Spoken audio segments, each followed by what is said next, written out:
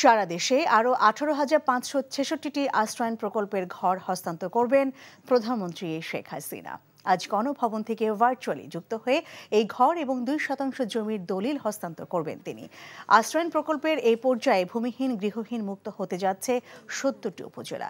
সব মিলিয়ে 464টি উপজেলা সহ 58টি জেলা হতে যাচ্ছে সম্পূর্ণ ভূমিহীন এবং গৃহহীন মুক্ত।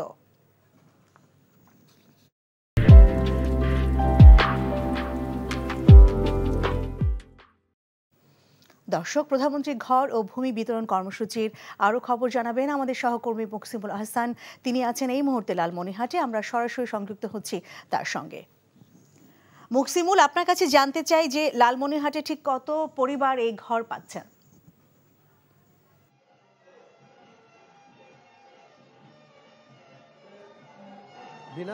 লালমনিরহাটে মোট 1623টি পরিবার এ পর্যায়ে অর্থাৎ আশ্রয়ণ প্রকল্পের এই ঘরগুলো দেওয়া এটি অনেক আগে থেকে শুরু হয়েছে।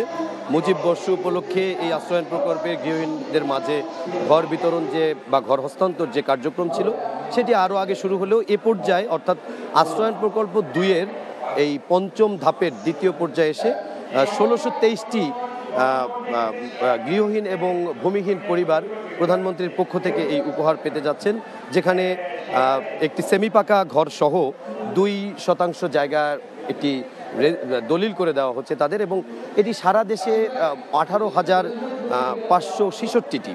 সব মিলিয়ে বলা যায় যে সারা দেশে শুধুমাত্র এই লালমনিরহাট থেকে আমরা যুক্ত হয়েছি, কিন্তু এর পাশাপাশি প্রধানমন্ত্রী আজ বেলা 11টায় যে আশ্রয়ণ প্রকল্পের এই পঞ্চম ধাপের দ্বিতীয় পর্যায়ে যে গৃহ হস্তান্তর অনুষ্ঠান সেটি মূলত গণভবন থেকে তিনি ভার্চুয়ালি যোগ দিবেন, এবং একদিকে যেমন এই লালমনিরহাট সেখানে কানেক্টেড থাকবে, পাশাপাশি আরও 2টি জেলা অর্থাৎ কক্সবাজারের ঈদগাহ এবং ভোলার চরফাশান উপজেলাও কানেক্টেড থাকবে। অর্থাৎ এই 3 জায়গা সহ সারা দেশে এই 18,566টি ঘর দেওয়া হবে, যার মধ্যে আমরা ইতোমধ্যেই দেখতে পেয়েছি যে লালমনিরহাটের কালীগঞ্জের যে আশ্রয়ণ প্রকল্পের আমরা রয়েছি এখানে দেখা যাচ্ছে যে ইতিমধ্যেই আওয়ামী লীগের নেতাকর্মী, স্থানীয় জনগণ এবং সুবিধাভোগী অর্থাৎ যারা এই আশ্রয়ণ প্রকল্পের ঘর এবং 2% জমি পাচ্ছে তারা এখানে এসেছেন, এবং তারা মূলত প্রধানমন্ত্রী কি আজকে তাদের উদ্দেশ্যে বলেন এবং আনুষ্ঠানিকভাবে তাদের বহুল প্রতীক্ষিত যে ঘরগুলো আছে সেগুলো তারা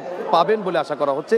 যদিও এখানে অনেকেই এখন থেকে 3 মাস আগে এই ঘরগুলোতে উঠেছেন, অর্থাৎ রোজার সময় থেকে এটি ওঠা শুরু হয়েছে, তবে আনুষ্ঠানিকভাবে প্রধানমন্ত্রী সারা দেশে এই 18,566টি এবং যার মধ্যে এই লালমনিরহাটে 1623টি রয়েছে এই ঘরগুলোর চাবি আনুষ্ঠানিকভাবে আজ হস্তান্তর করবে। তো লিনা, এই হচ্ছে লালমনিরহাট থেকে আশ্রয়ণ প্রকল্পের ঘর হস্তান্তরের খবর।